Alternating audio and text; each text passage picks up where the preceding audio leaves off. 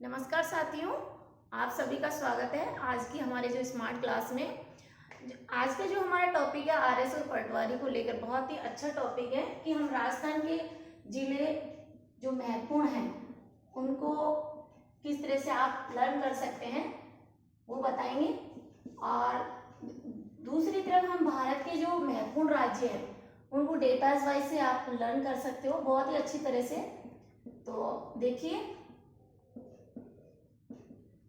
अभी आपको क्वेश्चन ऐसे भी आ सकता है कि हमारे भारत में 28 राज्य और 8 केंद्र शासित प्रदेश हैं और राजस्थान की बात करें तो 33 जिले हैं। तो हम इसको यहाँ से जो मेन चीज है हम अजमेर से याद करेंगे, क्योंकि हमारा अजमेर एक अजमेर मेरवाड़ा केंद्र शासित प्रदेश था। जब राजपूताना रियासत की बात करें 19 रियासतें और 3 ठिकाने थे, तो यहाँ से बहुत इंपॉर्टेंट है और जीके इस तरह से आते हैं। तो हम इसको ऐसे इस तरह से याद करते हैं, अजमेर की date of birth DR doctor से अपन याद कर सकते हैं और उसके बाद आप इस तरह से याद कर सकते हैं।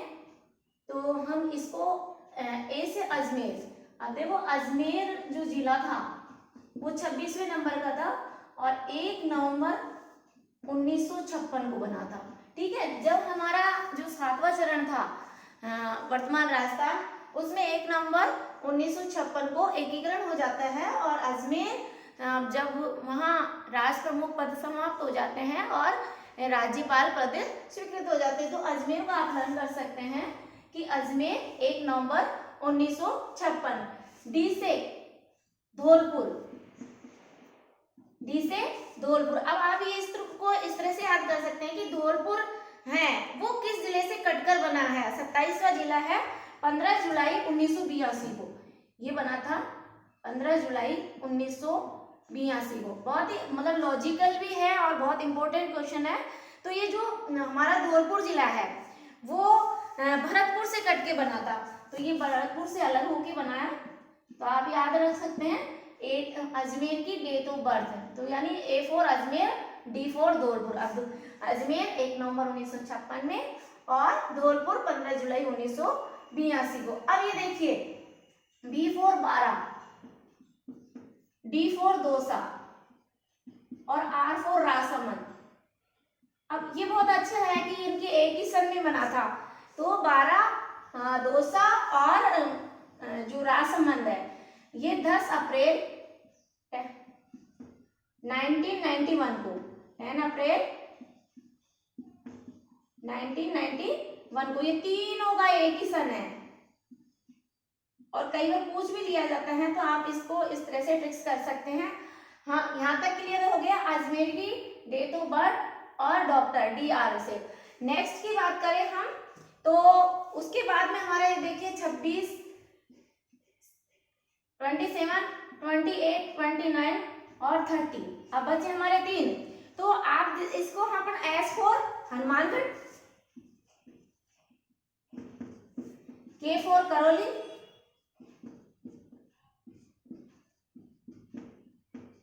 और P फॉर प्रतापगढ़। पटवारी और RS में कहीं भी एक क्वेश्चन तो यहाँ से मिल जाएगा। अब आप हनुमानगढ़ की बात करें तो जो हमारा हनुमानगढ़ जिला था 31वां जिला था, वो किससे अलग हुआ था? तो आप ध्यान है श्री गंगानगर से अलग हुआ था 31 हनुमान। और ये कब बना?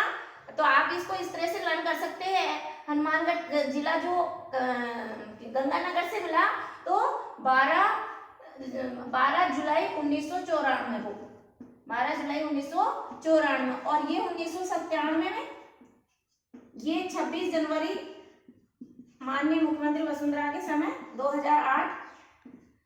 तो ये हो गया 32 और ये हो गया 33, यानी 33 जिले हो गए।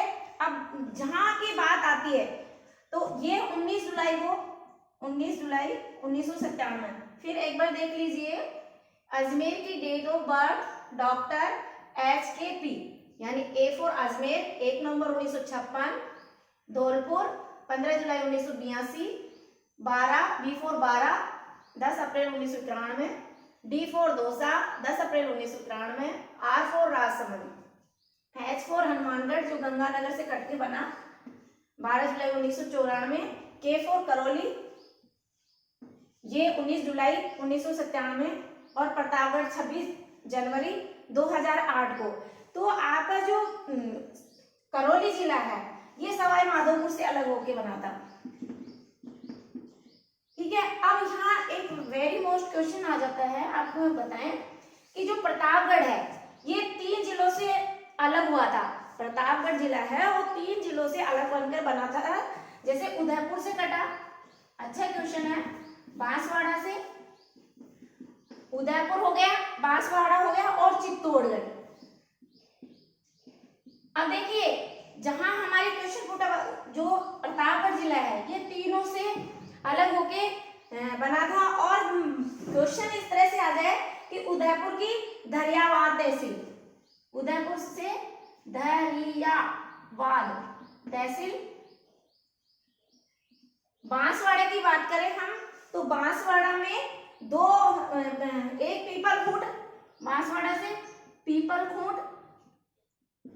और चित्तौड़गढ़ की बात करें हम तो चित्तौड़ में छोटी सादड़ी, अरनौद और प्रतापगढ़ तहसील, छोटी सादड़ी,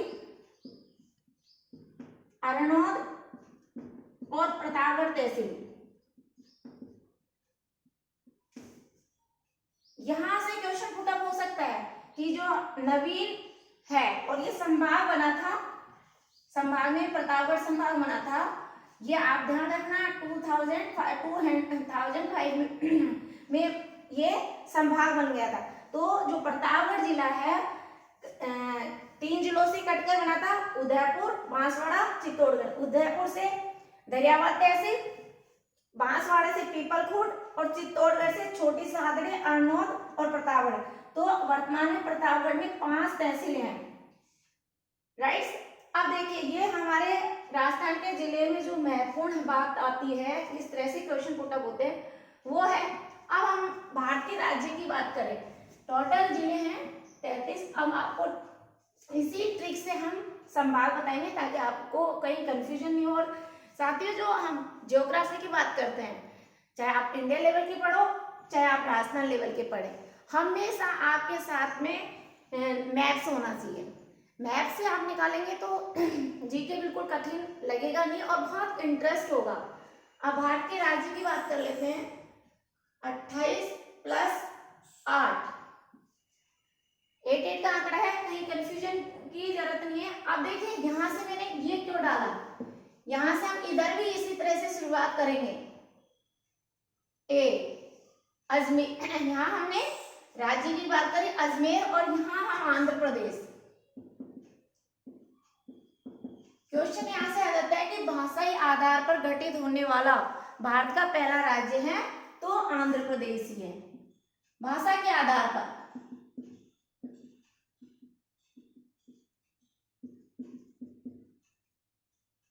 भाषा के आधार पर गठित होने वाला भारत का पहला राज्य आंध्र प्रदेश ही है 1953 में।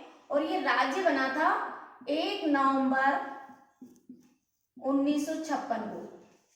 मैंने ये इसलिए डाला है ताकि आप कहीं कंफ्यूजन ना हो सके। 1 नवंबर 1900। अब देखिए 1 नवंबर 1956 को हमारा राजस्थान का एकीकरण हुआ था, फाइनली रूप से 7 चरणों में हुआ था। तो उसको भी हम ट्रिक्स के माध्यम से आपको बता देंगे। तो राजस्थान प्लस कौन कौन से स्टेट हैं जो 1 नवंबर 1956 को बने, मध्य प्रदेश, पश्चिम बंगाल। यहाँ आपको अच्छी तरह से ये चीज समझनी है कि कौन कौन से 1 नवंबर 1956 को बने, क्योंकि क्वेश्चन थोड़ा सा वहीं से आता है लेकिन समझ लो। तो यहाँ भाषा के आधार पर गठित हुआ आंध्र प्रदेश 1953, लेकिन यहाँ याद रखना 1 नवंबर 1956 को आंध्र प्रदेश राज्य बना था। अब हम बात करें इसकी, तो आपको इसकी भी एक ट्रिक्स बनाई है कि आप इस तरह से आप याद कर सकते हैं उसको, ट्रिक्स को। तो कहीं आपको लगता है कि भाई ये हमको इतना लंबा चौड़ा याद नहीं हो सकता, लेकिन कोशिश कीजिए, आप कोशिश करेंगे तो कहीं आपको नहीं लगेगा।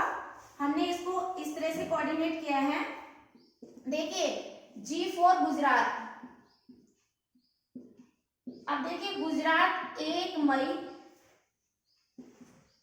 1960 में राज्य बना था और उसी टाइम पे बाबरी मस्जिद का जो मामला आया था, बाबरी विवाद, वो ये 1960 में आया था और इसी डेट को महाराष्ट्र भी राज्य बना था। तो कहीं कोई कंफ्यूजन नहीं है। एक बार तो हर स्टूडेंट्स को डर नहीं होती है, लेकिन बार बार आप प्रयास करेंगे तो मुझे नहीं लगता कि आपका क्वेश्चन गलत जाएगा। फिर अपन एन से नागालैंड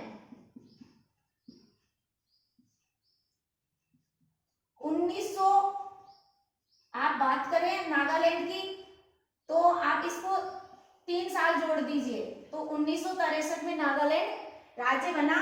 उसके बाद में आप हरियाणा, एच फॉर हरियाणा, ये 1966 में बना। फिर देखिए एच से हिमाचल प्रदेश, एच भी हिमाचल प्रदेश। अब इसको इस तरह से याद कर सकते हैं कि 1971 में भारत बांग्लादेश से अलग हुआ था, तो ये बांग्लादेश से अपने 71 में हुआ, तो ये आप एच भी हिमाचल प्रदेश 1971 में बना था। उसके हम देखें इससे आगे हम सिक्किम 1975 में बना था, सिक्किम राज्य 1975। फिर हमारे एम टी एम, देखिए एम टी एम, फिर एम ए किया पीजी गोवा से, तो आप इसको इस तरह से याद कर सकते हैं। जो यहाँ पे बात करें मेघालय, त्रिपुरा, ये दोनों राज्य 1972 में बने थे। फिर हम मिजोरम की बात करें, सॉरी ये जो M for Manipur, M for Manipur ये 1972 में, 72 में। फिर त्रिपुरा 1972 में। आप फिर आप देखिए एम टी एम और यहां पे आ जाता है मेघालय, मेघालय और मिजोरम ये 1972 में। फिर आप इसके एम ए जी, ये तीनों राज्य मिजोरम, ए फॉर अरुणाचल प्रदेश और जी फॉर गोवा, ये 1987 में तीनों एक साथ बने थे 1987 में। अब हम बात कर लेते हैं 26 जनवरी 1950 को, तो 26 जनवरी 1950 में एक तो जम्मू कश्मीर, अब स्टूडेंट कहेंगे जम्मू कश्मीर तो अब राज्य नहीं रहा है। मैं आपको बताया है वो किस टाइम पे हमारे राज्य बने और किस टाइम पे जिले का वर्गीकरण हुआ, स्थापना हुई, उसके बारे में बताया। तो जम्मू कश्मीर अब केंद्र शासित प्रदेश बन गया है, लेकिन स्थापना बता रही हूँ। तो एक तो 26 जनवरी 1950 को जम्मू कश्मीर और एक असम, और यहाँ बात कर लेते हैं बिहार में। बिहार बना था 1912 में।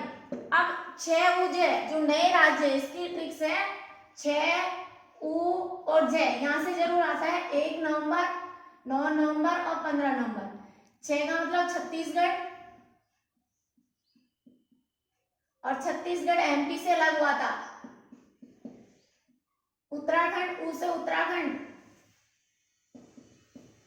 उत्तराखंड यूपी से अलग हुआ था, और झारखंड बिहार से अलग हुआ था। 1 नवंबर को छत्तीसगढ़, 9 नवंबर को उत्तराखंड और 15 नवंबर को झारखंड, और इनका सन साथियों 2000 ही है। तो और फिर उसके बाद में जो नवगठित राज्य है तेलंगाना 2 जून 2014 को बना था। अब बात यहाँ आप जो शेष राज्य है उनके साथ कोऑर्डिनेट कर सकते हैं, बाकी यहाँ से क्वेश्चन पुटअप हो सकता है। तो ये दोनों अगर आप तैयार कर लेते हैं तो जब हमारा जो देशी रियासतों के बारे में इंडिया लेवल पे पढ़ेंगे और हमारे राजस्थान लेवल पे पढ़ेंगे 7 एकीकरण जो चरण हुआ था, तो वो बहुत ही हम अच्छी तरह से इसको समझ सकते हैं, कहीं कोई आपको कंफ्यूजन नहीं होगा। तो इस तरह से आप लर्न कर सकते हैं।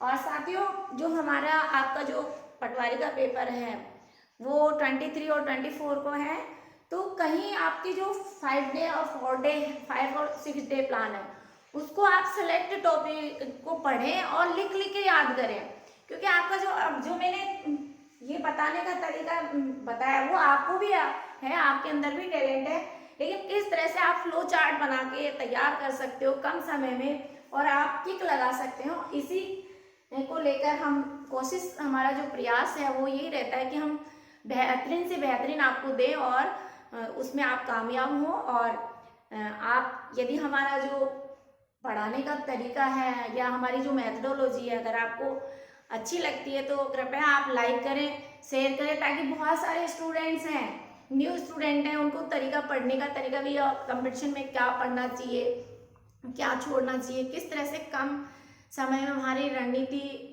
कम समय वाली रणनीति से हम किक लगा दे। तो लास्ट में मैं यही कहना चाहूँगी कि जो शॉर्टकट है, सफलता की कोई शॉर्टकट नहीं होती, लेकिन यदि हमारी जो रणनीति है, हमारा जो प्रयास है, अगर स्मार्ट तरीके से करें, हम उसको हमारे सिलेबस को टच करते हुए फ्लू चार्ट बना के, है ना, डेटास को साथ में रखते हुए, और साथ में आप है ना मॉर्निंग टाइम पे 5 से या 4 बजे से 3 बजे से उठ के अगर ये आप दिन भर आप जो चार्ट बनाते हो, आपकी जो भी रणनीति आपने तैयारी कर रहे हो और उसको सुबह सुबह आप पढ़ लेते हैं, तो आपको खुद को बहुत अच्छा लगेगा। साथियों, जैसे आप मतलब तैयारी के साथ एक कंपटीशन फाइट देने जाते हो एग्जाम, तो बहुत अच्छा लगता है और कभी नेगेटिव पॉइंट्स नहीं आते हैं। उन्हीं बच्चों का सिलेक्शन होता है, क्योंकि आजकल नेगेटिव मार्किंग होती है, तो कोई स्टूडेंट ये सोचे कि भाई हमारा तो बिना पढ़े सिलेक्शन हो जाएगा, तो वो उस चीज़ को बिल्कुल दिमाग से निकाल ले। मॉडर्निटी है, और इस मॉडर्निटी में हम यदि ट्रेडिशन और सिविलाइजेशन को, दोनों को कंपैरिजन में जोड़े, तो हमारा जो सभ्यता का भविष्य रहा है वो बना सकते हैं हम। किस तरह से? वो स्मार्ट वर्क करके, सेलेक्टेड नोट्स पढ़ के, और उसको एक मतलब फ्लू चार्ट के माध्यम से तैयार करके अपन बहुत कम समय आप सफलता प्राप्त कर सकते हैं। इसी के साथ आपको अग्रिम शुभकामनाएं। Thank you much.